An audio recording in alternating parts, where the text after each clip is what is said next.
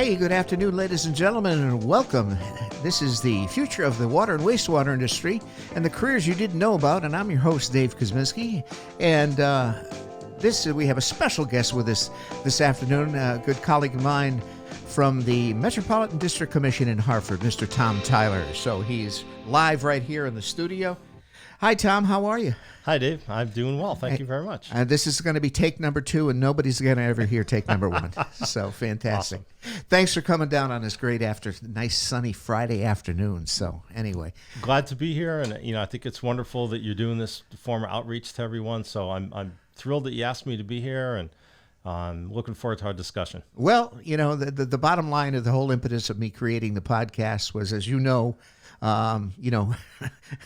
we are all aging, and basically the careers in the water industry and wastewater industry are bountiful, and but unfortunately we've got to get some younger blood in to fill the pipeline, so to speak. Completely agree. And I think it's something that we're all facing. Yes, across all the utility industries. Yes, and it's definitely, and I think from that standpoint, we're going to be focusing on getting this broadcast out to the high school communities as well as the college communities. But there's a lot to know and to go from there. So tell us, how did you get started in our industry? I know you're primarily focused on the wastewater side and on the Metropolitan District. So tell us a little bit about the Metropolitan District. Sure. So the Metropolitan District, we're a water and wastewater service utility. We cover 8 member towns in the capital region. There's a lot of similarities between the water and wastewater side and some significant differences. There's some of the other utilities in the state only focus on water or wastewater. We're one of the few that does both. And again, as we talk about the careers and the career paths that you can have, a place like MDC is wonderful to work because you could start on the water side and transition over. You could start on the wastewater side, transition to water. And some of the combined services that both sides use, maintenance, sure, and so on, engineering. So it's a wonderful place. Right now we have about 430 employees. Most of those are in our core function, water, wastewater. We have about 30,000 acres of watershed land that we take care of. So that's how we ensure that our water quality is really, really high. So we take care of the land. We have all the dams and reservoirs that we take care of. We have a little hydro plant.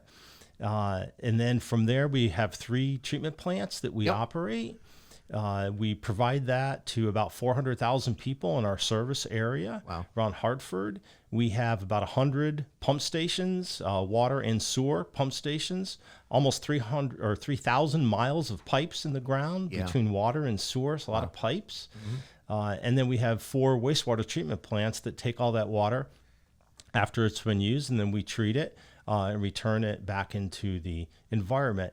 And so there's a lot of those career paths that you talk about, water and wastewater, but there's a lot of other things that folks don't necessarily think about. So we have a very large maintenance staff because we have a lot of equipment that has to be maintained. Absolutely. So we need careers, people that are skilled in trades. In trades. So electrician, instrumentation, mechanics. We also have a large motor pool, and if you drive around any of our member towns, you'll see our nice, clean, white cars with the MDC logo on it. Well, somebody has to maintain all of our vehicles. We have hundreds of vehicles, so we need mechanics, and we need diesel mechanics. And diesel is a very a specialty. You have to have a lot of training for diesel. Absolutely. So we have all that. We have warehouse. We have 2 laboratories. We do tens of thousands of water quality tests a year. So we have laboratory, and we have all the other common services. We have a big engineering department. We have about 50 folks that work in our engineering, all different kinds of construction, design, planning. We have HR because, like everybody else, we need to be able to attract talent and keep, the workforce coming in. So we have an HR department. We have a big finance department. So as you can imagine, our annual operating budget, about $200 million. The finances are quite complex. So we have a whole department that does a fantastic job of just making sure that the money comes in, that we spend it right, that we have planned right. So we have there's a variety of things that you could do in a place like MDC. And it's common, not just for MDC. Sure. All the other utilities have these common careers, but the real struggle that we all face is how do we get the next generation in. Absolutely. So we've run a very successful, our Learn to Earn high school internship program. You've been a big part of it. Yes, we have.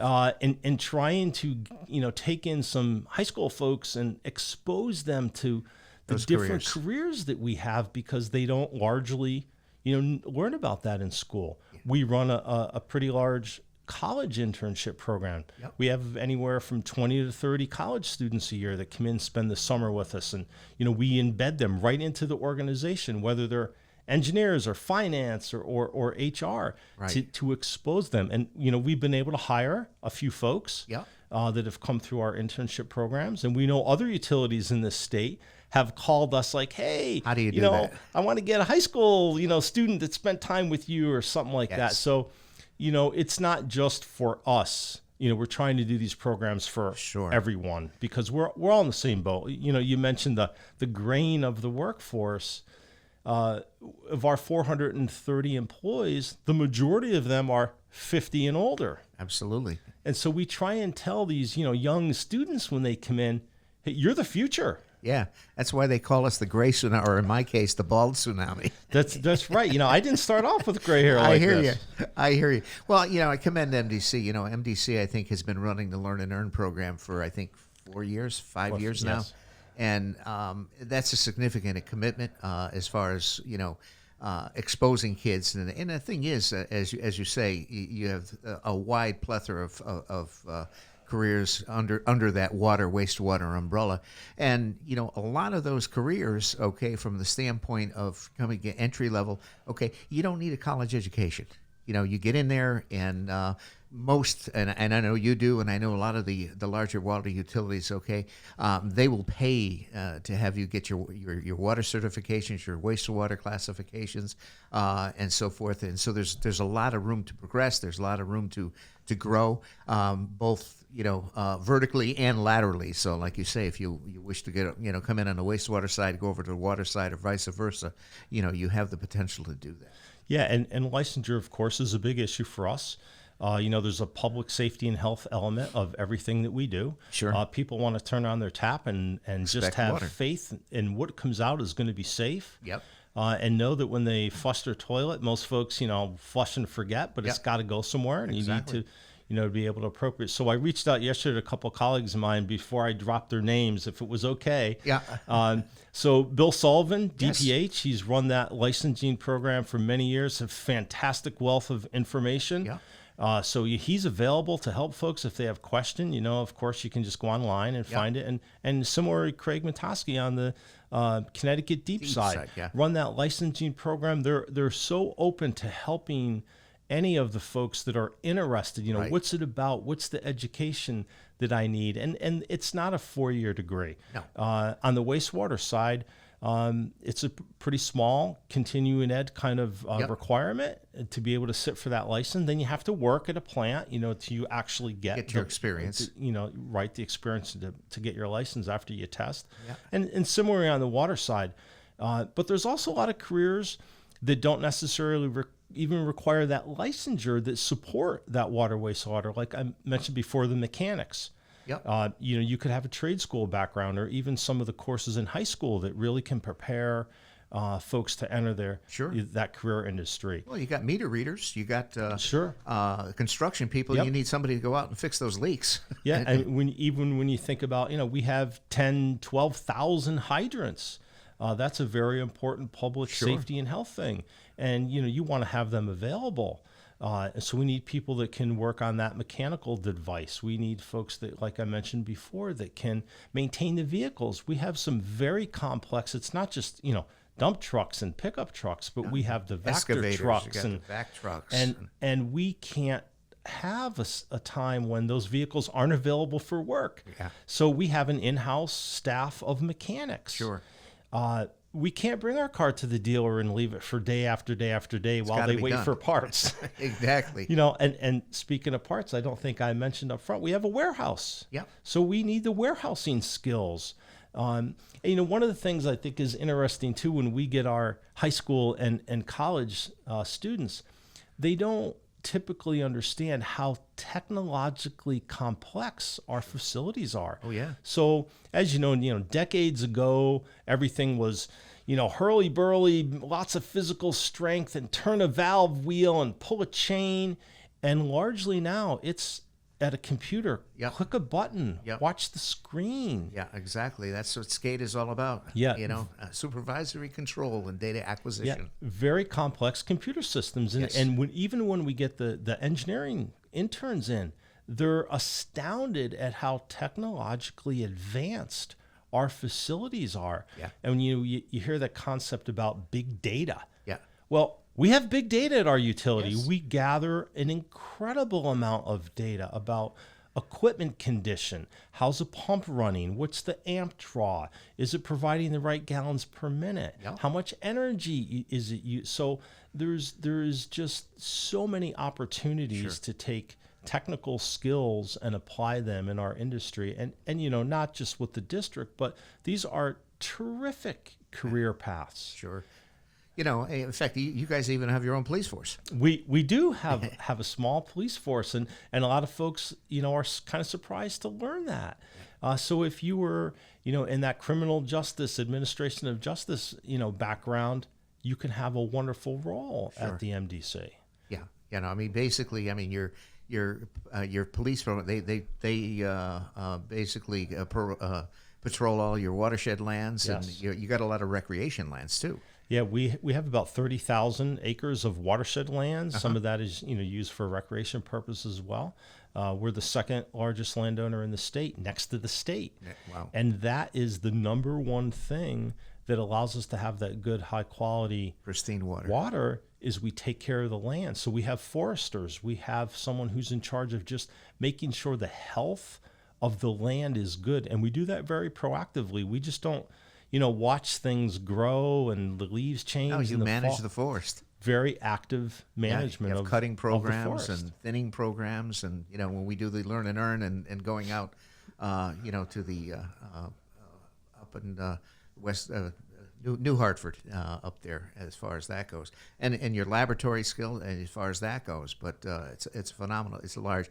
Now, in relation to just telling people what the MDC is, the types of water utilities in the state. Obviously, we have small. We're basically, compared to you, a small municipal water department, which we happen to get 65-70% of our water from you. But there are also investor owns, okay, and I think you guys are considered a quasi-public, correct? Yes, we are.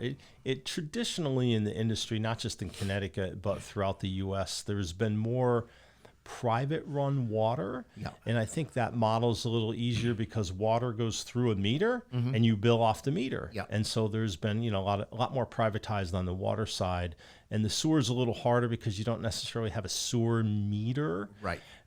So there tend to have more publics running Right.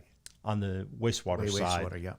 Well, we run a sewer department as well, as far as that goes. We have our own plant. But again, those plants to operate, you're dealing with constant upgrades. You're dealing with constant, law changes, okay, and regulations that you guys have to meet as far as disinfection, and all of that. And it's it's quite extensive as far as that goes. Now, as far as going back.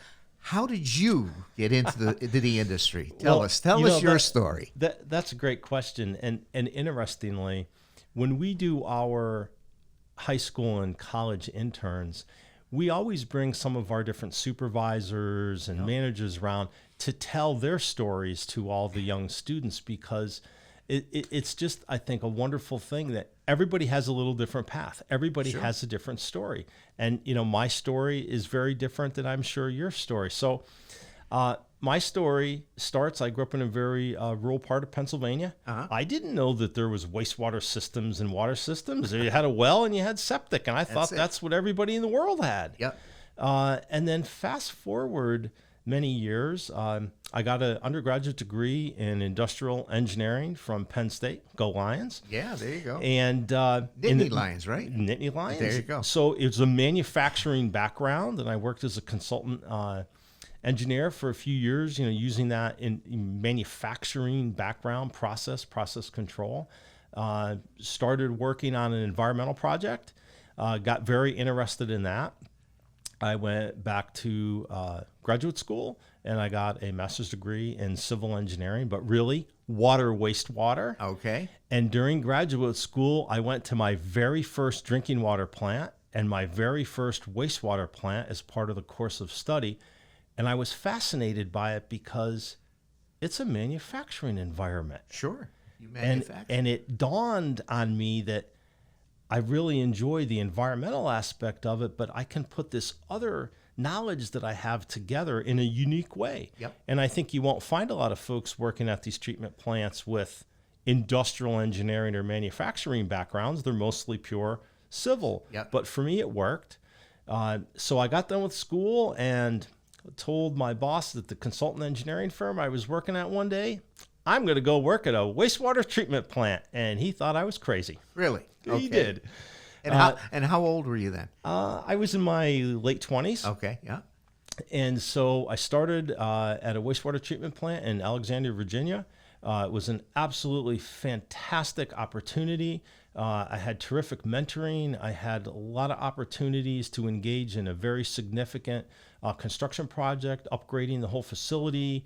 A couple of promotions. I got in charge of maintenance. I got in charge of process control, and Nice. I found my place. There you go. And it was wonderful.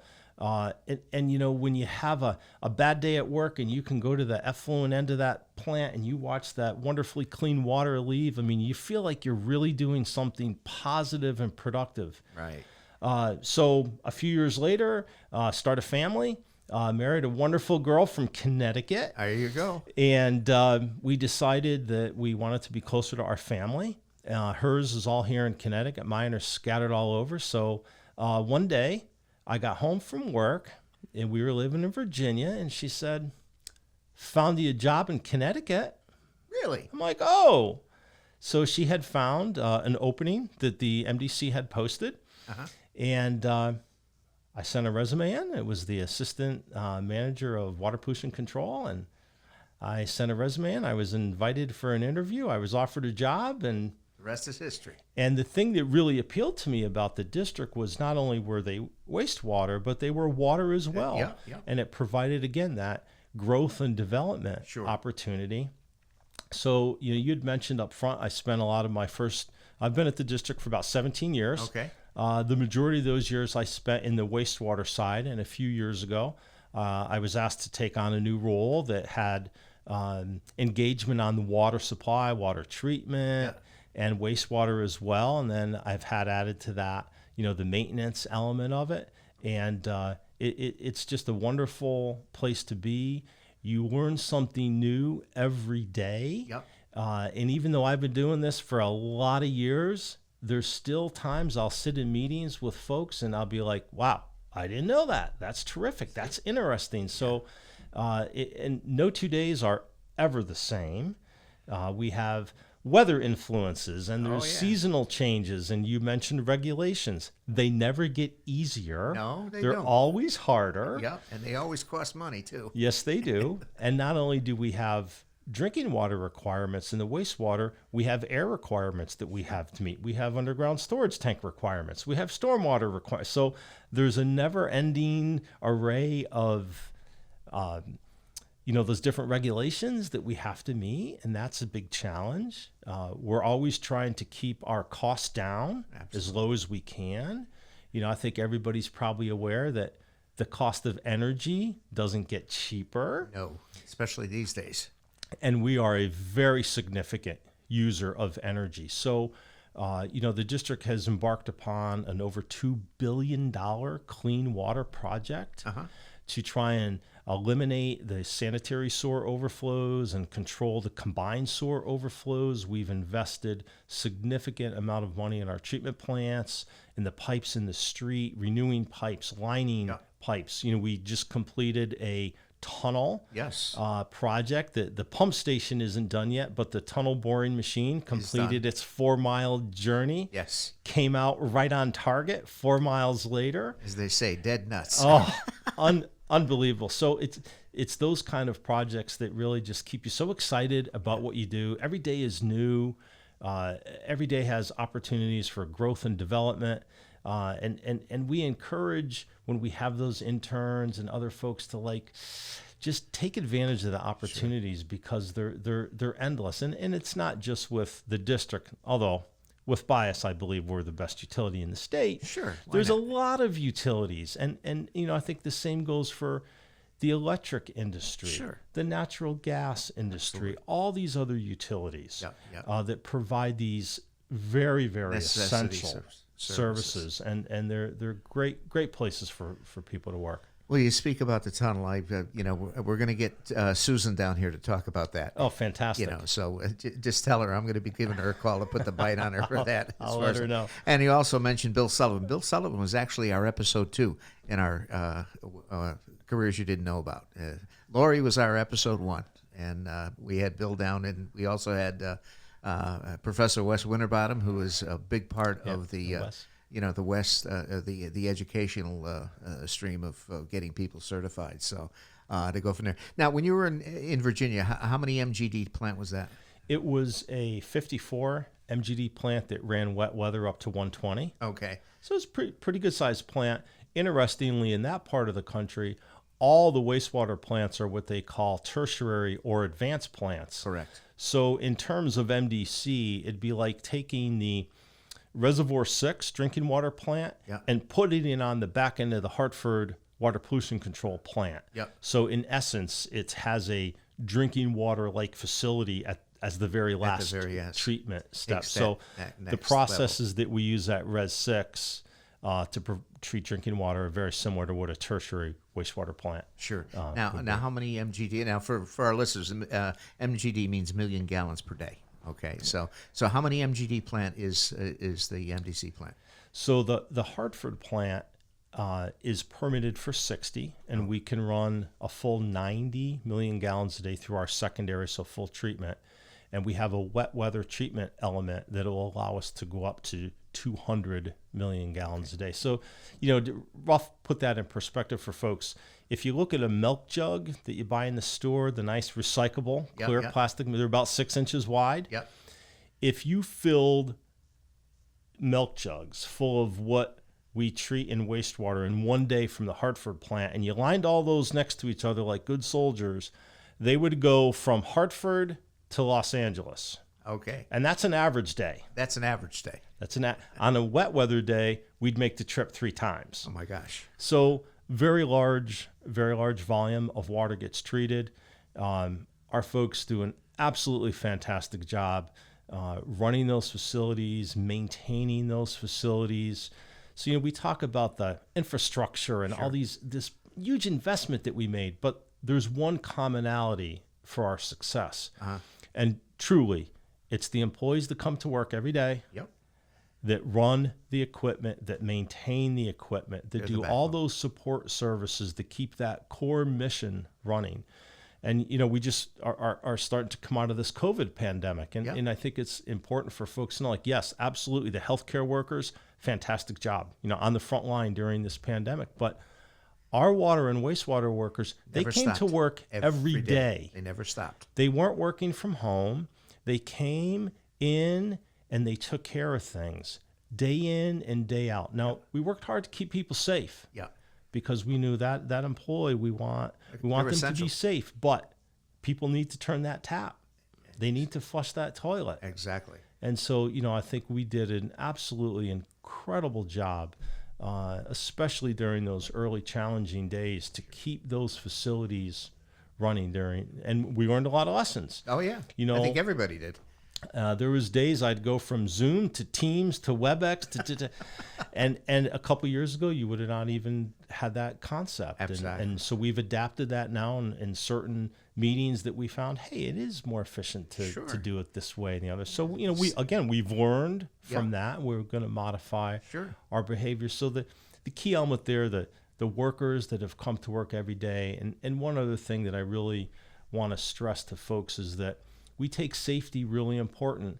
And while it can be a dangerous environment, there's equipment, there's vehicles, there's all those things. We work really, really hard to keep our folks safe. We have a fantastic safety department at the district whose mission is keep the workers safe. There you go.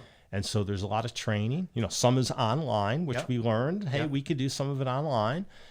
We still do a lot in person when we think it's more appropriate. It's hard to do CPR online. Yeah, that's computer screens aren't very resilient, So the safety of element is absolutely critical. Well, and just so everybody knows, I mean, MDC has a marvelous training center on Brainerd Road, right, down the street from the wastewater plant, and a lot of training goes on there, and you guys are, gracious enough to offer that facility to the Connecticut section, and a lot of organizations that utilize that facility, and it's set up very well, and it's used quite a bit. So now you also, I believe you also manage a plant in East Hartford and Windsor.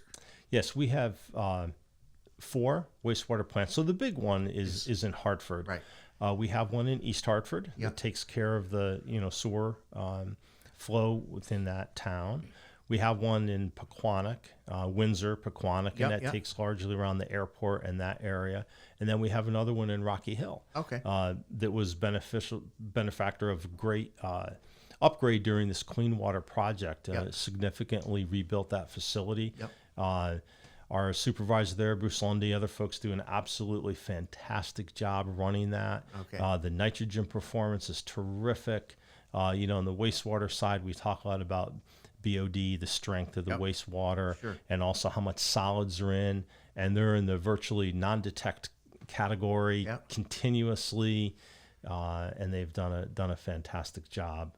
And again, it's not just the investment in the infrastructure, which is critical, but it's the folks that run it and maintain it that really are the key to success. Absolutely.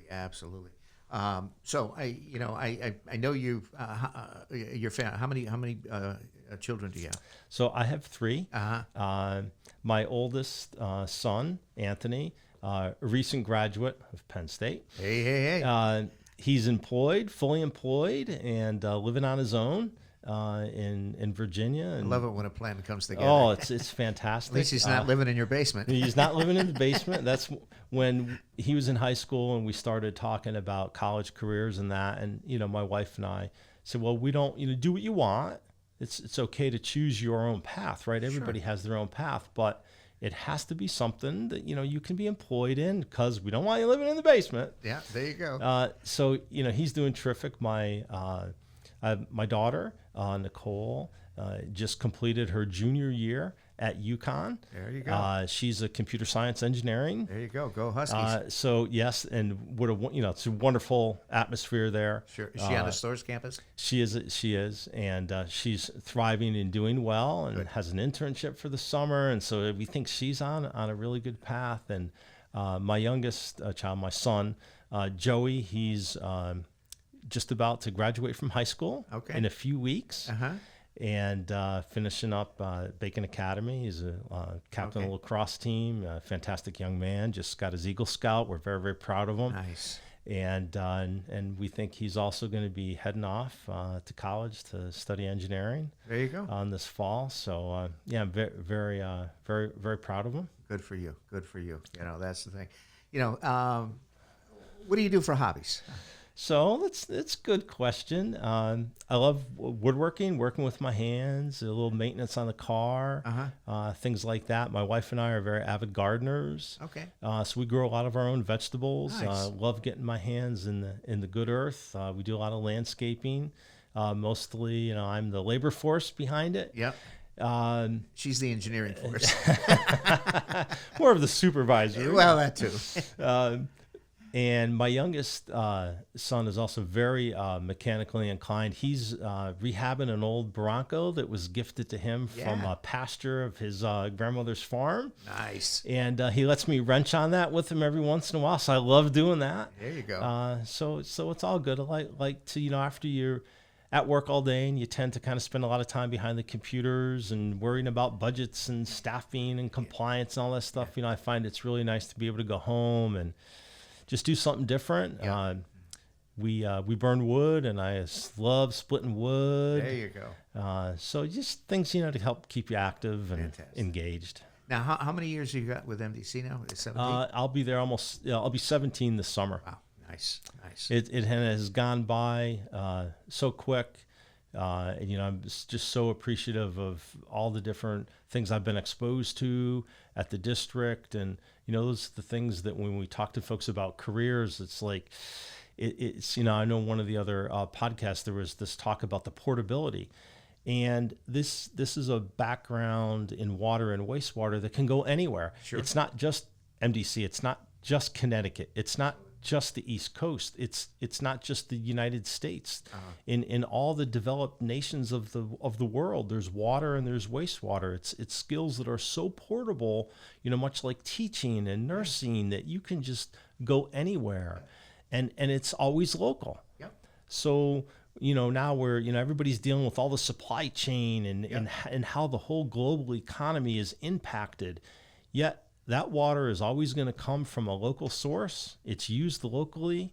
The used water gets treated locally and goes back into the local environment. We're never going to package up those millions of milk jugs and send them somewhere else for treatment. It's always going to happen locally, and it's I think a very powerful part of the job. We need boots on the ground. Absolutely. And that's the thing too. The water and wastewater industry it's not something that you can really outsource. I mean, you can't send it to India or wherever. Correct. Okay, you need those boots on the ground, and you need that interaction to the point where all of those services are performed. And so people, when they turn on the tap, they know that good potable water is coming out. When they flush the toilet, they know it's going to go someplace. That's right. And be treated. Absolutely. So fantastic.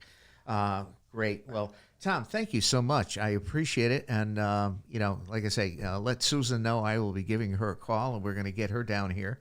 And we're going to talk about the tunnel project. I know that was kind of her baby there, getting that thing happening. And Yes. did a lot of the publicity on that. And that by far is, I won't call it the seventh wonder of the world, but it's up there as far as that. And that was a very, very, aggressive and ambitious project that the MDC took on. Yes. So basically, that tunnel is so people know. We all know that when we get deluge of rains, a lot of the small plants get overrun and basically bypass, as we call it.